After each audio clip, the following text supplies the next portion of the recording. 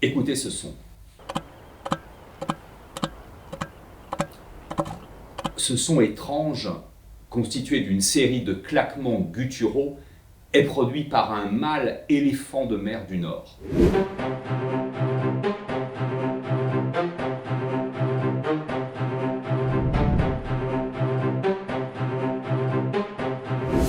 Les éléphants de mer sont d'énormes phoques. Les mâles peuvent dépasser les 4 mètres de long. Ces animaux passent l'essentiel de leur temps dans l'océan Pacifique au sud de l'Alaska, mais ils viennent l'hiver sur la côte ouest de l'Amérique du Nord pour se reproduire. La compétition pour les femelles est rude entre les mâles et peut mener à des combats dont l'issue est potentiellement fatale. La plupart du temps, les interactions entre les mâles se limitent heureusement à des postures d'intimidation et à des échanges vocaux. Nous venons de l'entendre, les vocalisations produites par les mâles sont constituées d'une série de claquements à raison de plusieurs par seconde. Quelles sont les informations portées par ces signaux ?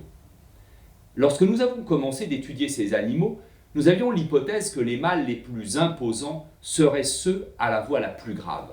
C'est effectivement ce que nos mesures montrèrent. Cependant, nous n'avons pas trouvé de corrélation entre la structure acoustique du cri et le rang hiérarchique des individus.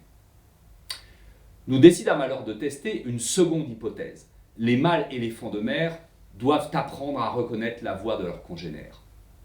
Nos analyses acoustiques et statistiques confirmèrent que le rythme des claquements et la hauteur de la voix, plus ou moins grave, suffisent à distinguer les individus les uns des autres. Pour tester si les éléphants de mer savent reconnaître ces signatures vocales individuelles, nous avons mené des expériences de repasse acoustique. Ceci consiste à jouer depuis un haut-parleur un enregistrement de la voix d'un mâle positionné plus haut ou plus bas dans la hiérarchie que l'individu dont on teste la réponse.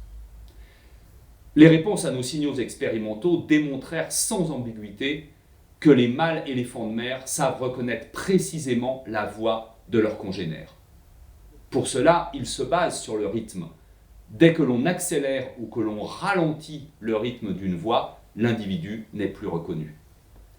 Une chose remarquable, la voix d'un éléphant de mer mature sexuellement est très stable d'une année à l'autre et permet donc aux mâles de se reconnaître entre eux sur le long terme. Chez les individus plus jeunes, par contre, la voix est instable, peu stéréotypée. Ce n'est qu'avec l'âge que la signature vocale se précise.